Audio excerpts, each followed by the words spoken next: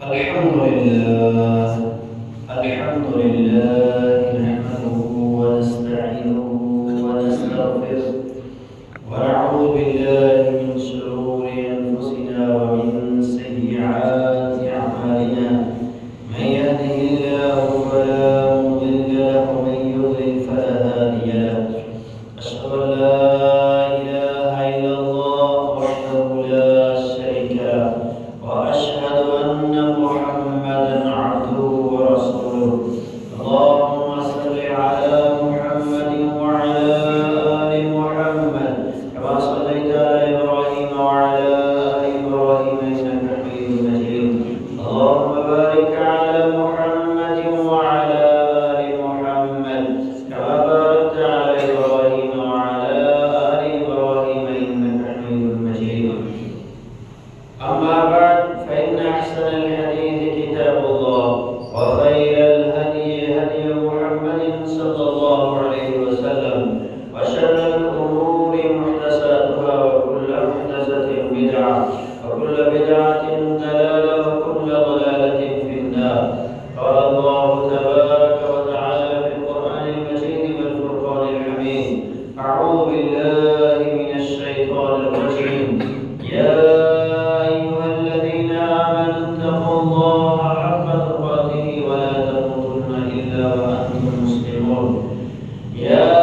أيها الناس اتقوا ربكم الذي خلقكم من نفس واحدة وخلق منها زوجها وبث منهما رجالا كثيرا ونساء واتقوا الله الذي تساءلون به والأرحام إن الله كان عليكم رقيبا يا أيها الذين آمنوا اتقوا الله وقولوا قولا سديدا يصلح لكم أعمالكم ويغفر لكم ذنوبكم ومن يطع الله ورسوله فقد فاز فوزا عظيما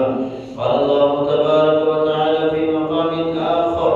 واعبدوا الله ولا تشركوا به شيئا وبالوالدين إحسانا وبذي القربى واليتامى والمساكين والجار ذي القربى والجار الجنب والصاحب بالجنب وابن السبيل وما ملكت أيمانكم إن الله لا يحب من كان مختالا فخورا. تمام قسم کی تعریفات کبریائی و بڑھائی اللہ جل شانہ کے لیے خاص ہے. اللہ تبارک و تعالیٰ کی پاکیزہ و برکت حمد و ثنا کے بعد آمین تعداد درود و سلام نبی رحمت جناب محمد رسول اللہ صلی اللہ علیہ وسلم کی ذات اقدس پر کہ جن کے ذریعے سے رب تعالیٰ نے ہدایت ہم تک پہنچائی ہے. برادران اسلام بزرگ و دوستو،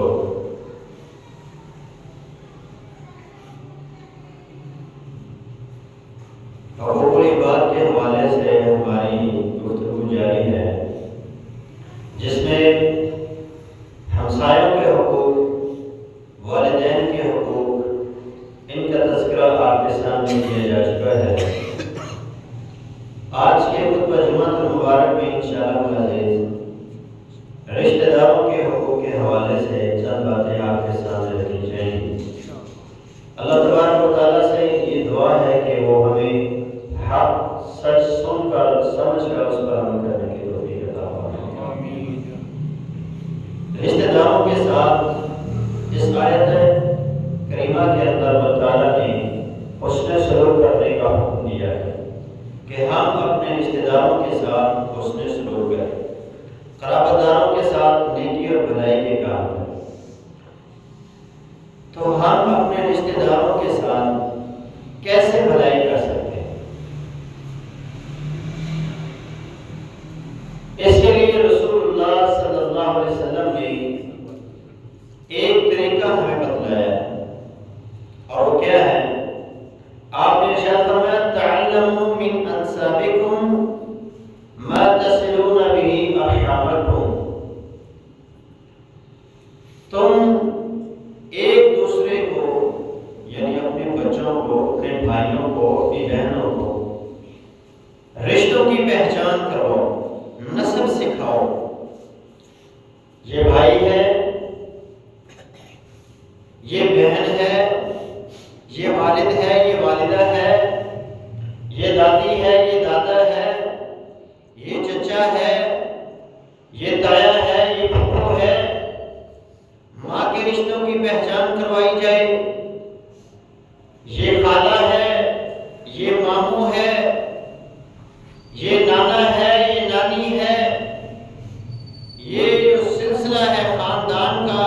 بچوں کو سکھایا جائے۔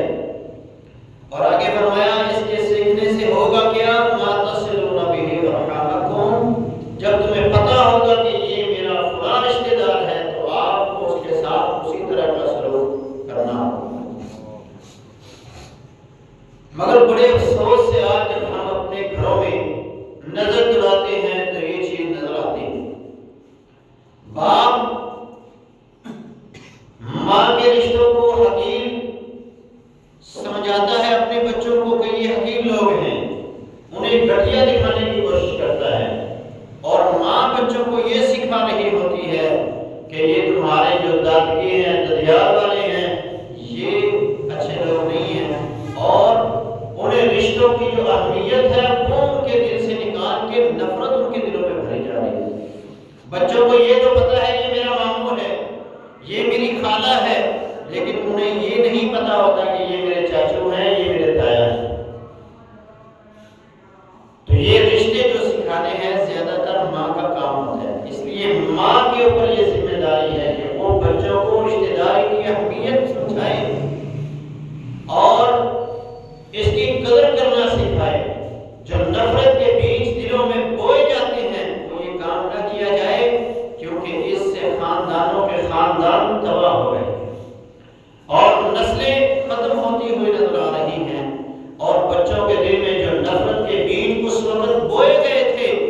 آج جب وہ ایک تناور پودا بنتا ہے، جب وہ کڑیے جوان ہوتا ہے تو وہ کہتا ہے میں نے خاندان میں شادی کرنی ہے۔ وہ کہتا ہے مجھے تو خالہ کی بیٹی پسند ہی نہیں ہے، خالہ کی بیٹی کہتی ہے مجھے خالہ کا بیٹا پسند نہیں ہے، ماموں کی بیٹی پسند نہیں ہے، مجھے چچا کی بیٹی پسند نہیں ہے، مجھے تایا کی بیٹی پسند نہیں ہے، وہ آگے سے یہی الفاظ کہتی ہے۔ اور اس طرح ہوتا ہوتا ہوتا اور اوپر سے ڈاکٹروں نے ماشاءاللہ یہ کہہ دیا کہ کزن میرج ہو تو بچے اپاہج پیدا ہوتے۔ اگر کزن میرج ہونے سے بچے اپاہج پیدا ہوتے، اب نارمل پیدا ہوتے، تو اللہ کے رسول کبھی بھی اپنی پھوپھی کی بیٹی سے شادی نہ کی۔ اور یہ رشتہ زمین پہ نہیں بلکہ یہ واحد رشتہ ہے اس کائنات کے اندر کہ جس کا نکاح خود رب العالمین نے پڑھا، اور ہمیں یہ سکھایا جا رہا ہوتا ہے کہ آپ کزن میرج نہیں کرنے، اس سے یہ ہوتا ہے یہ ہوتا ہے۔ آپ اپنے رشتہ داروں میں دیکھیں جو ہم سے پہلے ہمارے والدین تھے، ان کے والدین تھے، سب کزن میرج تھا، کچھ بھی نہیں تھا۔ اور آج جیسی تربیت کی جا رہی ہے، جیسی سوچ لوگوں کی بنائی جاتی ہے، ویسا ہو جاتا ہے۔ جو سوچو گے وہی ہوگا تمہارے ساتھ، اس لیے ایسی سوچ اپنانی ہی نہیں ہے، اور ان رشتوں کی اہمیت اور قدر کو جاننا ہے کہ یہ رشتہ داری ہے کیا چیز۔ اللہ تبارک و تعالیٰ نے سورہ نساء میں جو آپ ہر جمعے کو یہ آیت سنتے ہیں، یا ایھا الناس اتقوا ربکم، اس کے آخر میں یہ فرمایا واتقوا اللہ الذی تساءلون بہ والارحام، اللہ سے ڈر جاؤ، تم جو سوال کرتے ہو ایک دوسرے سے جو تم رحم کا سوال کرتے ہو، رشتہ داریوں کو قائم کیے ہوئے ہو، ان رشتہ داریوں کے معاملے میں اللہ سے ڈر جانا۔ اگر کسی قسم کی کوئی زیادتی ہوئی، کوئی ظلم ہوا، تو اللہ قیامت کے دن تم سے اس کے بارے میں پوچھے گا۔ رسول اللہ صلی اللہ علیہ وسلم کے بارے میں سیدنا انس فرماتے ہیں قال فی مرضہ، آپ جس بیماری میں اس دنیا سے گئے، آپ نے اس بیماری میں کیا ارشاد فرمایا؟ ارحامکم ارحامکم، فرمایا رشتہ داریوں کی قدر کرنا، رشتوں کی قدر کرنا، ان کی پہچان کرنا، کہیں کسی کے ساتھ کوئی ظلم اور زیادتی نہ کرنا۔ نبی علیہ الصلوۃ والسلام نے حضرت ابو ذر غفاری رضی اللہ عنہ کو بلایا۔ ابو ذر غفاری رضی اللہ عنہ کہتے ہیں امرنی خلیلی بست، مجھے میرے محبوب نے 6 کام کرنے کا حکم دیا۔ میرے دوست، میرے خلیل، میرے پیارے نے مجھے 6 کام کرنے کا حکم دیا ہے، اور ان 6 کاموں میں پہلا کام یہ ہے حب المساکین، کہ میں مسکینوں کے ساتھ محبت کروں، غرباء کے ساتھ محبت کروں، اور ان کے ساتھ اپنا اٹھنا بیٹھنا کر لوں۔ یہ میرے محبوب نے مجھے نصیحت فرمائی، کیونکہ رسول اللہ صلی اللہ علیہ وسلم خود بھی یہ پسند کرتے تھے، آپ یہ دعا کیا کرتے تھے، اللہم احیینی مسکینا وامیتنی مسکینا واحشرنی فی زمرۃ المساکین، اللہ مجھے مسکین زندہ رکھنا، مسکینی کی حالت میں موت مجھے آئے اور مسکینوں کے ساتھ ہی قیامت کے دن میں قیامت کے دن اٹھوں اور میرا شمار مسکین لوگوں کے ساتھ ہونا چاہیے۔ اسی لیے آپ نے ابو ذر غفاری سے بھی یہی کہا کہ مسکینوں سے پیار کرنا، اور دوسرا آپ نے انہیں کہا یہ کام کرنا ہے کہ اپنے سے نیچے والے کو دیکھنا ہے، اپنے سے اوپر والے کو نہیں دیکھنا۔ انظر الی من هو اسفل منک ولا تنظر الی من هو فوق، جو تم سے رتبے میں، مقام میں اور مال و دولت میں، انعام و انعام میں، وہ جو تم سے بڑا ہے اس کو مت دیکھو، جو تم سے نیچے ہے اس کو دیکھو۔ اس سے ہوگا کیا؟ انسان کے دل میں اللہ تبارک و تعالیٰ کی شکر گزاری آئے گی۔ اگر اوپر والے کو دیکھے گا تو دل میں ناشکری آئے گی، اللہ کی قدر نہیں کرے گا، اور نعمتوں کی قدر نہیں کرے گا جو اللہ نے اسے عطا کی ہوئی۔ امام غزالی رحمۃ اللہ علیہ کے بارے میں ایک واقعہ بڑا مشہور ہے کہ وہ سفر کر رہے تھے،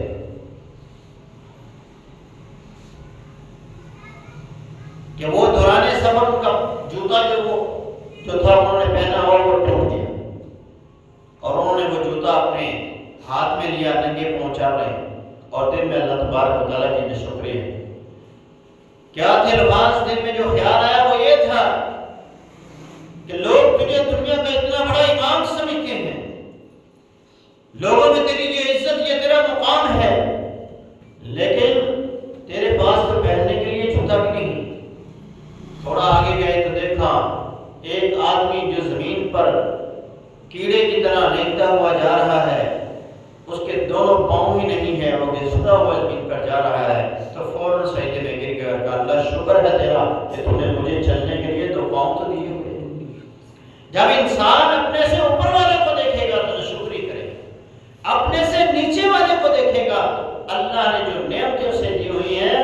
ان کی قدر اور اس کا احساس اسے ہوگا کہ مجھے اللہ نے کیا کچھ دیا ہوگا۔ تیسرا کام میرے خلیل نے جو مجھے کرنے کا حکم دیا ہوا ہے کہ میں رشتہ داریوں کو ملاؤں،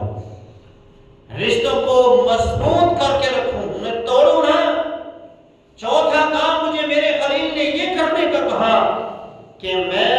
کسی کے سامنے اپنے ہاتھ مت پھیلاؤں، کسی سے مت مانگوں، مجھے لوگوں سے مانگنے سے میرے محبوب نے روک دیا، اور پھر آگے فرمایا مجھے حق بات کہنے کا حکم دیا چاہے وہ لوگوں کو کڑوے ہی کیوں نہ۔ چھٹی وصیت اور چھٹا حکم مجھے جو رسول اللہ نے دیا وہ یہ تھا کہ میں لا حول ولا قوت الا باللہ کی کثرت سے تلاوت کروں، اس کو زیادہ سے زیادہ پڑھا کروں، کیونکہ یہ جنت کے خزانوں میں سے ایک خزانہ ہے۔ تو اس حدیث مبارکہ کی روح سے یہ وصیت، یہ حکم صرف ابو ذر غفاری کو نہیں ہے بلکہ امت کے ہر مرد اور عورت کو ہے کہ وہ ان 6 چیزوں پہ عمل کرے، ان 6 چیزوں کو اپنا لے، اور ان میں ایک چیز رشتہ داری کو قائم رکھنا ہے، چاہے آپ کے رشتہ دار آپ سے تعلق توڑے، چاہے آپ کے رشتہ دار آپ کے عزیز و اقربا آپ سے دور ہی کیوں نہ جائیں، آپ کا کام یہ ہے کہ آپ ان کے ساتھ حسن سلوک کریں، ان سے محبت کریں، ان سے جڑ کر رشتہ داری کی اہمیت کو اگر آپ سمجھنا چاہتے ہیں اور دیکھنا چاہتے ہیں کہ رشتہ داری کیا چیز ہے، مل جل کر رہنا کیا چیز ہے، ایک دوسرے سے تعلقات کو اچھا رکھنا کیا چیز ہے، تو آپ کبھی پھولوں والی دکان پہ جائیں، کبھی آپ فروٹ منڈی کا وزٹ کریں اور فروٹ والی دکان پہ جائیں تو آپ کو پتہ چلے گا کہ رشتہ داری کی کیا اہمیت ہے، مل جل کر رہنے کی کیا اہمیت ہے۔ وہ پھول جو پھول والے نے اپنے سامنے ڈھیر لگائے ہوتے ہیں ان کا ریٹ ہوتا ہے 100 روپیہ کلو، اور وہ پھول جو اس نے ایک کے ساتھ دوسرے کو جوڑ کر ایک بکے بنایا ہوتا ہے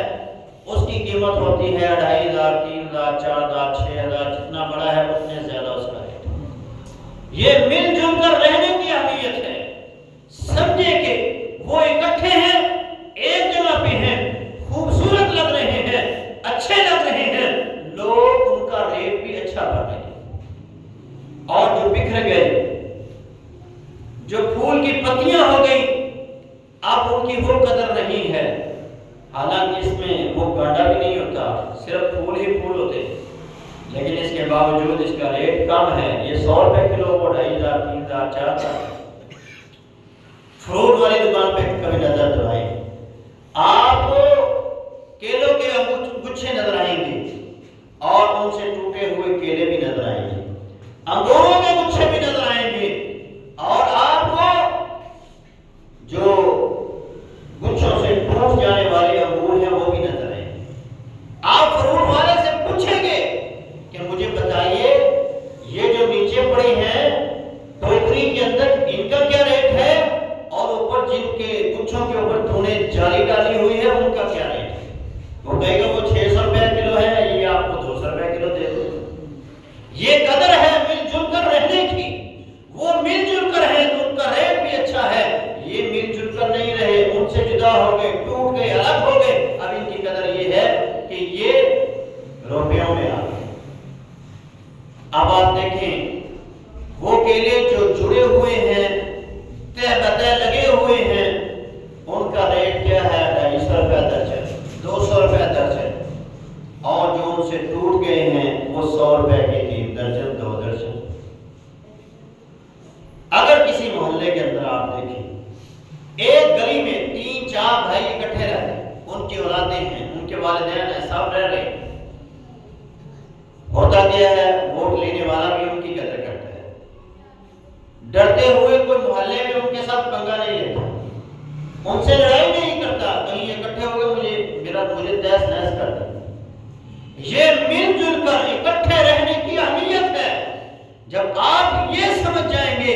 کہ مل جل کر رہنے میں، رشتہ داروں کے ساتھ مضبوط تعلق رکھنے میں مجھے کیا فائدہ ہے، تو پھر آپ ان رشتوں کی قدر کریں گے اور ان کی اہمیت اور ان کے مقام و مرتبے کو پہچانیں گے۔ رشتہ داری کی قدر کرنے والے صرف مومن ہیں۔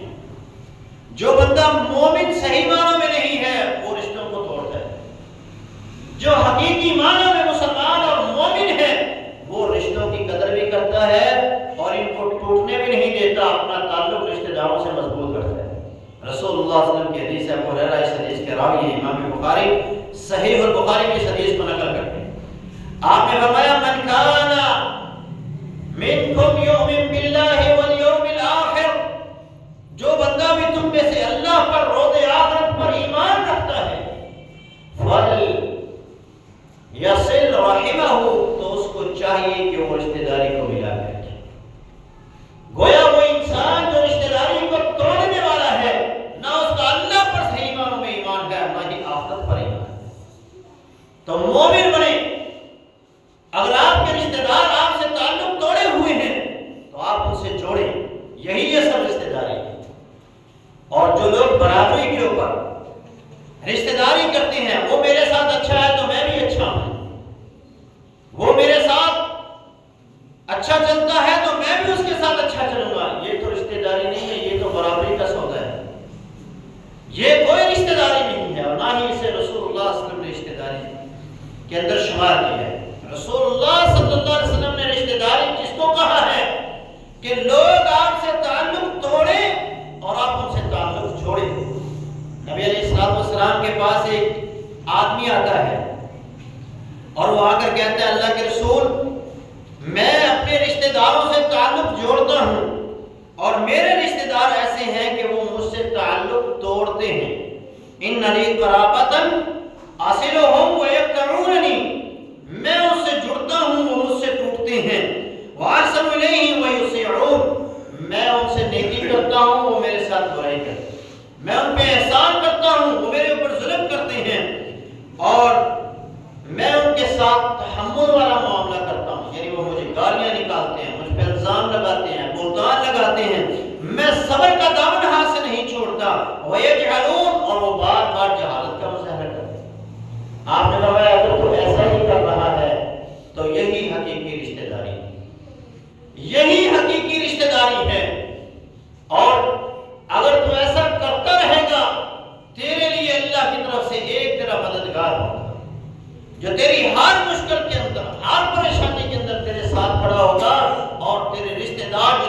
نیچا دکھانے کی کوشش کر رہے ہیں، تجھے گرانے کی کوشش کر رہے ہیں، تمہیں دبانے کی کوشش کر رہے ہیں، وہ تیرا کچھ بھی نہیں بگاڑ سکیں گے۔ آپ ہر مقام پر چمکتے رہو گے، لوگوں سے ممتاز اور نمایاں ہی رہو گے۔ تو یہ رشتہ داری کی اہمیت ہے، اس کو سمجھیں۔ نبی علیہ السلام نے فرمایا تم میں سے بہترین انسان وہ ہے خیرکم لأہلہ وانا خیر لکم من اہلہ، تم میں سے بہترین انسان وہ ہے جو اپنے گھر والوں کے لیے بہتر ہے،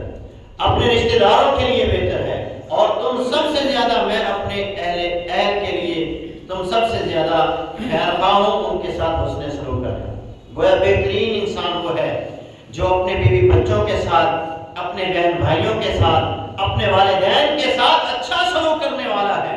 مسند احمد اور طبرانی کی حدیث ہے، اللہ کے رسول صلی اللہ علیہ وسلم نے فرمایا افضل الاخلاق اہل الدنیا والآخرہ، دنیا میں جو سب سے بہترین اخلاق کے لوگ سمجھے جاتے ہیں، تصل من قطعک، وہ انسان ہے کہ جس سے لوگ رشتہ داری کاٹ رہے ہیں اور وہ ان سے جوڑ رہا ہے، وتعطی من حرمک، جو اسے محروم کر رہا ہے وہ اسے بھی عطا کر رہا ہے، وتعفو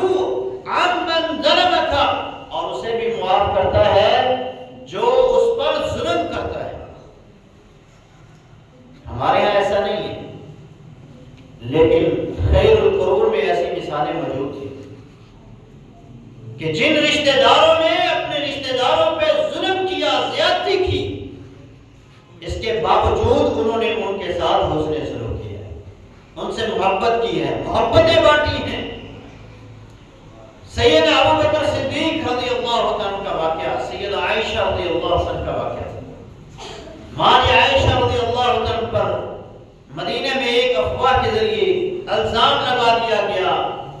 زنا کی تہمت لگا دی گئی۔ نبی علیہ السلام بھی کافی دن پریشان رہے، آپ مشورہ طلب کرتے رہے، اور یہ افواہ اتنی بڑی تھی کہ اس کے اندر کچھ نادان صحابہ وہ منافقین کی باتوں کا شکار ہو، اور ان میں سیدہ عائشہ کا ایک رشتہ دار سیدنا مصطح رضی اللہ عنہ بھی تھا۔ ابو بکر صدیق رضی اللہ عنہ کو جب پتا چلا کہ جن لوگوں نے میری بیٹی پر الزام لگایا ان میں یہ آدمی بھی شامل ہے جس کی میں کفالت خود کرتا ہوں۔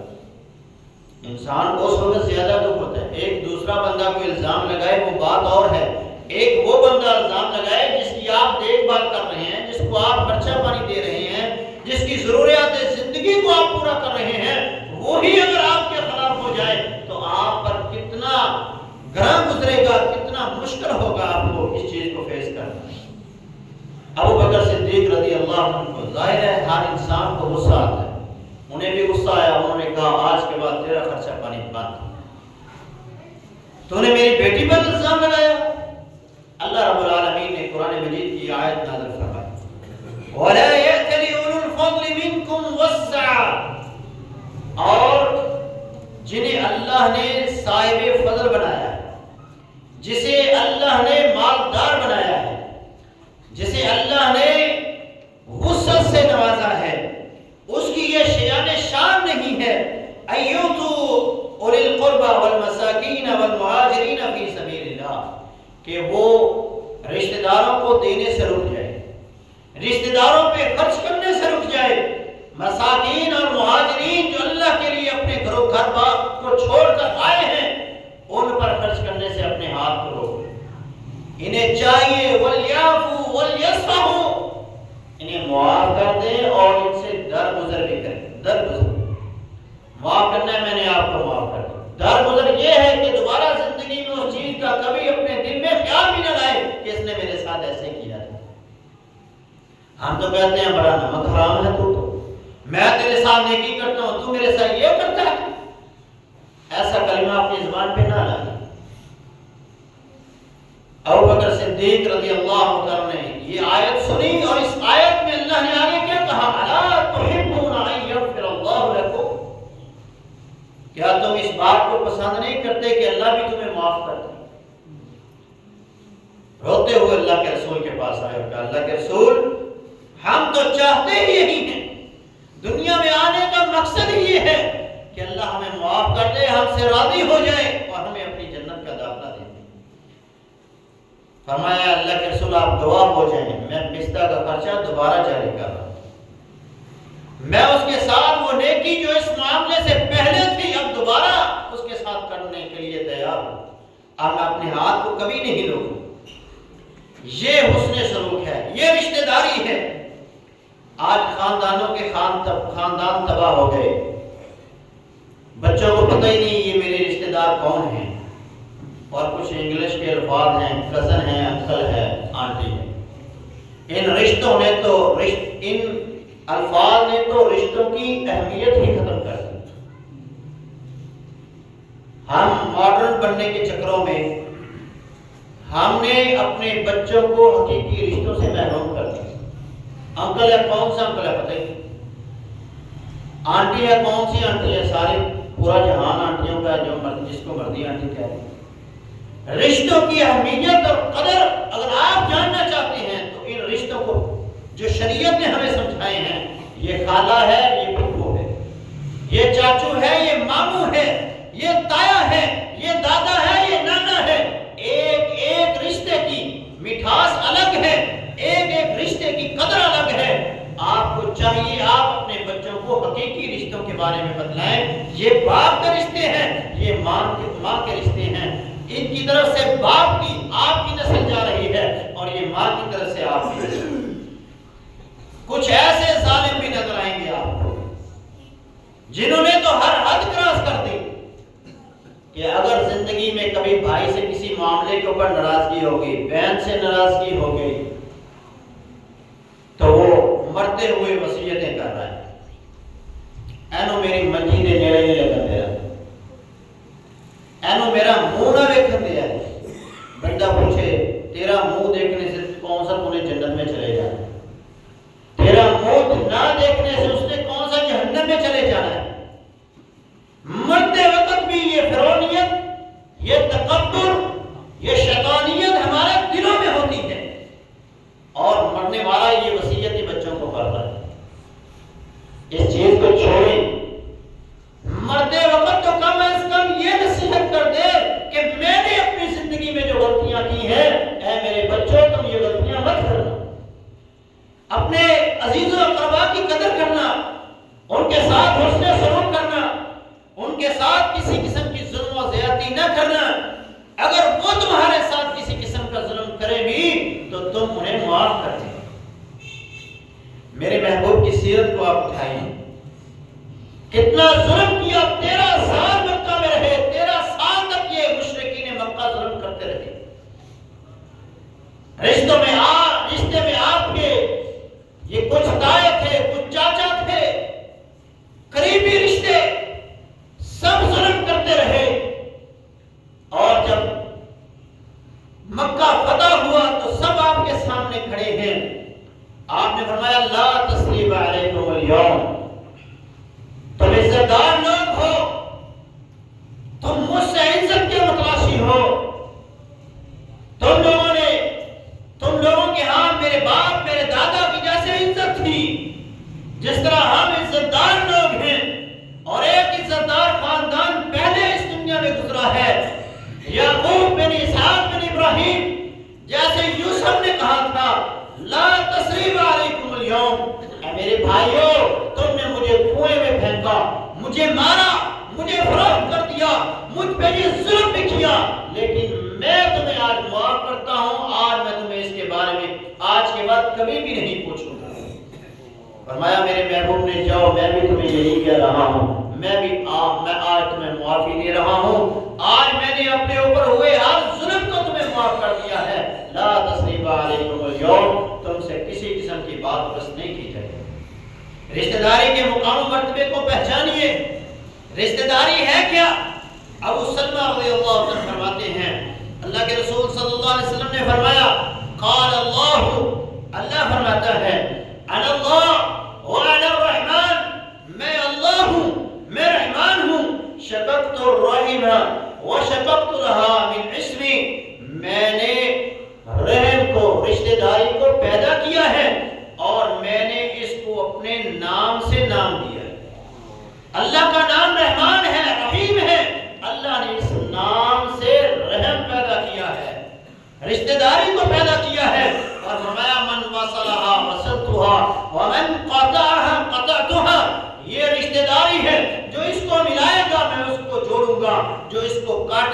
توڑے گا میں اس کو تباہ و برباد کر دوں۔ ایک اور حدیث سیدنا ابو ہریرہ رضی اللہ عنہ اس حدیث کے راوی ہیں، فرمایا ان اللہ عز وجل لما خلق الخلق، اللہ تبارک و تعالی نے جب مخلوقات کو پیدا کیا تو اللہ رب العالمین نے صلہ رحمی کو بھی پیدا کیا، قامت الرحم، تو رشتہ داری کھڑی ہو گئی، فاخذت بحق الرحمن، اس نے اللہ کی کمر کو تھام لیا، بعد حدیث میں آتا ہے اللہ کے عرش کے پائے کو تھام لیا، فقال، تو اللہ نے فرمایا مہ چھوڑ دے، قالت هذا مقائم الآئذ بک من القطیعۃ، تو رشتہ داری نے کہا اللہ یہی وہ مقام ہے جہاں میں بچ سکتی ہوں، جہاں میں بچ سکتی ہوں ٹوٹنے سے۔ تو رب تعالیٰ نے فرمایا جو تجھے، کیا تو اس بات پہ راضی نہیں ہے جو تجھے ملائے میں اس کو ملاؤں گا، جو تجھے توڑے میں اس کو توڑوں گا، میں اس کو تباہ و برباد کر دوں۔ ایک بات سمجھنے کی ہے، کیا میرے اور آپ کے اختیار میں ہے کسی کا باپ بننا؟ کیا میرے اور آپ کے اختیار میں ہے کسی کی اولاد بننا؟ کیا میرے اور آپ کے اختیار میں ہے کسی کا بھائی، کسی کی بہن بننا؟ جب یہ رشتے ہمارے خود کے اختیار میں نہیں ہیں تو پھر ان کو توڑنے کا حق بھی ہمیں نہیں۔ جس چیز کے ہم مالک اور محتاج نہیں ہیں انہیں ہم توڑ بھی نہیں سکتے، نقصان بھی نہیں دے سکتے۔ اگر ایسا کریں گے تو اللہ نے تو وعدہ کر لیا، اللہ نے تو عہد کر لیا رشتہ داری سے، جو تجھے توڑے گا میں اس کو تباہ و برباد کر کے رکھوں۔ وہ اس کی سزا دنیا میں بھی بھگتتا ہے اور آخرت میں بھی بھگتے ہیں۔ دنیا میں یہ سزا ہے جو ماں باپ سے تعلق توڑتا ہے اس کی اولاد کل کو اس سے تعلق توڑ لیتے ہیں۔ جو کسی سے رشتہ دار سے بے وفائی کرتا ہے وہ ایسی بے وفائی کل کو اس کے ساتھ ہوتی ہے۔ یہ دنیا مقافات عمل، رشتہ داری کی اہمیت کو سمجھے۔ رسول اللہ صلی اللہ علیہ وسلم سواری پر سوار ہیں، جاء اعرابی، ایک اعرابی آیا، فاخذ بخطام الناقہ، آپ کی سواری کی لگام کو اس نے تھام لیا، فقال یا رسول اللہ، وہ اللہ کے رسول کو مخاطب ہو کے کہنے لگا ہے اللہ کے رسول، اخبرنی بما یقربنی من الجنہ ویباعدنی من النار، اللہ کے رسول مجھے کوئی ایسا عمل بتلائیں جس کو میں کروں جنت میں چلا جاؤں، جہنم سے بچ جاؤں۔ دو لفظوں کی گفتگو اس نے کی اور مختصر سا اس سوال کا جواب ہی اللہ کے رسول نے دیا، اور جو وہ جواب کیا ہے، تعبد اللہ ولا تشرک بہ شیئا، اللہ کی عبادت کرنا، اللہ کے ساتھ کسی کو شریک مت ٹھہرانا، وتقیم الصلاۃ وتؤدی الزکاۃ، تو نے نماز قائم کرنی ہے، زکات دینی ہے، وتصل الرحمہ، اور رشتہ داری کو ملانا ہے۔ یہ چار کام تو کر لے تو اللہ کی جنت میں چلا جائے گا، جہنم سے دور ہو جائے گا، جہنم سے بچ جائے گا۔ ایک اور حدیث رسول اللہ صلی اللہ علیہ وسلم نے ارشاد فرمایا، یا ایھا الناس افشوا السلام بینکم، اے لوگو سلام کو آپس میں عام کرو، واطعموا الطعام، ایک دوسرے کو کھانا کھلاؤ، ایک دوسرے کی دعوتیں کرو، اور اس کا ایک معنی یہ بھی ہے کہ غربا، مساکین، یتیموں کو کھانا کھلاؤ، جو تنگ دست ہیں، کنگال ہیں، جن کے پاس کچھ نہیں ہے انہیں کھانا کھلاؤ، وصلوا الارحام وصلوا باللیل، اور رشتہ داریوں کو ملا کر رکھو، رشتہ داروں سے تعلق مت توڑو، اور راتوں کو اٹھ کے نماز پڑھو۔ چار کام اللہ کے رسول نے فرمائے، سلام عام کرو، کھانا کھلاؤ، رشتہ داریوں کو ملاؤ،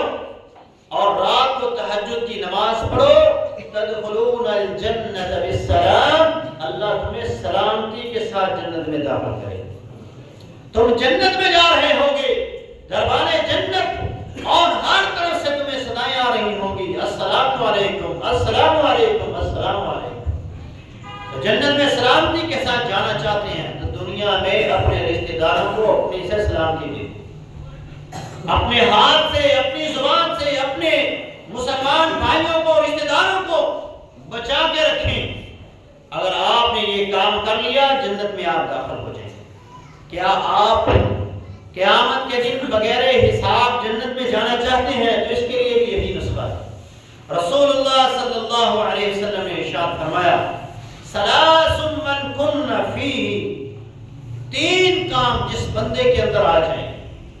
تین اعمال جو بندہ کر لیتا ہے، حاسبہ اللہ حسابا یسیرا، اللہ اس بندے کا حساب قیامت کے دن آسان فرمائے۔ آسان حساب کیا ہے کہ اللہ پوچھے گا تو نے یہ کیا، یہ کیا، یہ کیا، یہ کیا، وہ کہے گا اللہ کیا ہے، اللہ فرمائے گا جا میں نے تیرے جواب کر، یہ آسان حساب۔ اور جس سے اللہ نے یہ پوچھ لیا کہ تو نے یہ کیوں کیا ہے، وہ تباہ، وہ اللہ کی جہنم سے بچ نہیں سکے گا، اس کا ٹھکانہ جہنم ہے۔ تو اگر آپ چاہتے ہیں کہ قیامت کے دن جس طرح دنیا میں پردے گناہوں پہ پڑے ہوئے ہیں، یہ اسی طرح پردے قیامت کے دن بھی پڑے رہیں اور جنت میں داخلہ ہو جائے، تو پھر آپ اپنے رشتہ داروں کے ساتھ حسن سلوک کریں، جنت میں داخل ہو جائیں گے بغیر حساب۔ صحابہ نے پوچھا اللہ کے رسول وہ کیا کام ہے؟ آپ نے توتی من حرمک، جو تجھے نہیں دیتا تو اس کو دے، وتعفو عن من ظلمک، جو تجھ پر ظلم کرتا ہے تو اسے معاف کر دے، وتصل من قطعک، اور جو تجھ سے تعلق توڑتا ہے، رشتہ داری توڑتا ہے تو اس کے ساتھ جوڑ لے۔ یہ کام تو کر لے، اللہ تیرا حساب بھی آسان فرمائے گا، تجھے جنت کا داخلہ بھی عطا فرمائے۔ اور اگر ایسا نہ کیا، رشتے توڑ دیے، ناطے توڑ دیے، تعلق ختم کر دیے، اللہ کے رسول فرماتے ہیں لا يدخل الجنت قاطع، رحم کے رشتوں کو توڑنے والا، رشتہ داری کو کاٹنے والا جنت میں نہیں جائے۔ کس قدر بد نصیب ہوگا یہ انسان۔ آپ نے فرمایا ثلاثۃ لا یکلمہم اللہ ولا ینظر الیہم ولا یزکیہم، یہ ایسے بد نصیب ہیں کہ ان کی طرف اللہ نظر رحمت قیامت کے دن کرے گا ہی نہیں، اللہ ان سے کلام بھی نہیں کرے گا، ان سے گفتگو بھی پسند نہیں کرے گا، اور نہ ہی ان کے گناہ انہیں معاف کرے گا۔ وَلَهُمْ عَذَابٌ عَلِيمٌ، اور اللہ نے ان کے لیے دردناک عذاب تیار کیا ہے۔ یہ کون ہے؟ قاطع رحم، رشتہ داری کو کاٹنے والا، رشتہ داری کو توڑنے والا انسان۔ رسول اللہ صلی اللہ علیہ وسلم نے فرمایا فَمَنْ حَجَرَ فَوْقَ ثَلَاثٍ، جو بندہ 3 دن سے زیادہ ناراض رہتا ہے اپنے رشتہ دار سے یا کسی بھی دوست سے، فَمَاتَ دخل النار، اس حال میں مر گیا تو جنت میں نہیں جائے گا، جہنم میں داخل ہوگا۔ یہ میرے الفاظ نہیں ہیں، اللہ کے رسول کے الفاظ، ان کی اہمیت کو جانیں، انہیں سمجھیں کہ یہ کس قدر گران الفاظ ہیں۔ جنت جہنم انسان کی کامیابی اور کامرانی کسی کے اوپر منحصر ہے۔ اگر آپ چاہتے ہیں دنیا میں آپ کے پاس لہر بہ رہا ہے، آپ کے رزق میں اضافہ ہو، آپ پرسکون زندگی گزاریں، لمبی زندگی گزاریں، تو آپ کو چاہیے کہ آپ اپنے رشتہ داروں سے حسن سلوک کریں۔ رسول اللہ صلی اللہ علیہ وسلم کی حدیث ہے، آپ نے فرمایا من احب ان یبسط له فی رزقه وان یمسع له فی اثره فلیصل رحمہ، جو بندہ یہ بات پسند کرتا ہے کہ اس کے رزق کے اندر اضافہ ہو جائے، اس کا رزق بڑھ جائے اور اس کی عمر زیادہ ہو جائے، اس کو چاہیے کہ وہ رشتہ داری ملائے، رشتہ داروں کے ساتھ حسن سلوک کرے۔ پروفیسر عرفان ایک مشہور پروفیسر ہیں، بزرگ ہیں، وہ ایک واقعہ سناتے ہیں کہ میرے پاس ایک آدمی آیا، لاہور کا وہ رہائشی تھا، میرے پاس آیا اور اس نے آ کر کہا کہ مجھے ڈاکٹروں نے کینسر بتایا ہے، اور کینسر بھی ایسا ہے جو آخری سٹیج کا ہے، میرے پاس صرف 3 سے 4 ماہ ہے، اس سے زیادہ میرے پاس وقت نہیں ہے، تو مجھے کوئی وظیفہ بتائیں، کوئی دعا بتائیں جس کو میں کروں اور اس چیز سے بچ جاؤں۔ تو کہتا ہے میں نے اس کے لب و لہجے سے دیکھا کہ یہ مجھے لاہور کا نہیں لگ رہا ہے۔ میں نے پوچھا کہاں کے رہنے والے ہو، پیدائش کہاں کی ہے؟ اس نے کہا پیدائش میری سہیوال کی۔ کہا لاہور کتنی دیر ہو گئے؟ کہا 21 سال ہو گیا ہے۔ کہا کتنی دفعہ واپس گیا ہوں؟ کہا جب کا آیا ہوں واپس ہی نہیں گیا، یہاں ہی شفٹ ہو گیا، یہیں شادی ہوئی، یہاں کاروبار میرا سب کچھ یہی۔ اور میرا حالات کیسے ہیں؟ کیا پیسے بہت ہیں میرے۔ کہنے لگے پھر دعاؤں کو چھوڑو، واپس اپنے علاقے میں چلے جاؤ، اپنے رشتہ داروں کے پاس جاؤ، یہ دولت جو تیرے پاس ہے تیرے کسی کام کی نہیں۔ 3 ماہ ماہ کے بعد زندہ رہے، تو نے تو زندہ رہنا نہیں، یہ تو دوسروں کی ہے۔ تو اگر کچھ اس سے فائدہ حاصل کرنا چاہتے ہیں تو رشتہ داروں کے پاس جائے، جس کے پاس گھر نہیں ہے اسے گھر بنا کے دے، جس کے پاس بائک نہیں اسے بائک لے کے، جو جو ان کی ضروریات زندگی کی چیزیں ہیں انہوں نے لے کر وہ چلا گیا۔ کہا 21 دن وہ اس کے پاس اپنے رشتہ داروں کے پاس رہا، ان کو اس نے جو تھا، ان کو جس کی جو ضرورت تھی وہ لے کر دی۔ 21 دن کے بعد واپس آیا، رپورٹیں کروائی، اور وہ رپورٹیں 2 3 4 دن کے بعد جب اسے ملی تو اس نے دیکھا ان میں کینسر نہ تھی۔ تو یہ اللہ کے نبی کی زبان سے نکلے ہوئے الفاظ تھے کہ جو بندہ چاہتا ہے کہ اس کی زندگی بڑھ جائے تو اس کو چاہیے کہ وہ رشتہ داروں سے حسن سلوک کرے۔ تو اس نے اپنے رشتہ داروں سے حسن سلوک کیا، اللہ نے اس کے بدلے میں اسے زندگی عطا فرما دی۔ اللہ کے اختیار میں ہے، اللہ کے یہ اختیار میں ہے، جو چاہے وہ کرے، جب چاہے وہ جو چاہے کرے، اس کو کوئی پوچھنے والا نہیں ہے۔ تو رشتہ داروں کے حقوق کو پہچانیں اور ان رشتوں کی قدر کو جانیں اور اپنے رشتہ داروں کے ساتھ حسن سلوک کریں۔ اقول قولی ھذا استغفر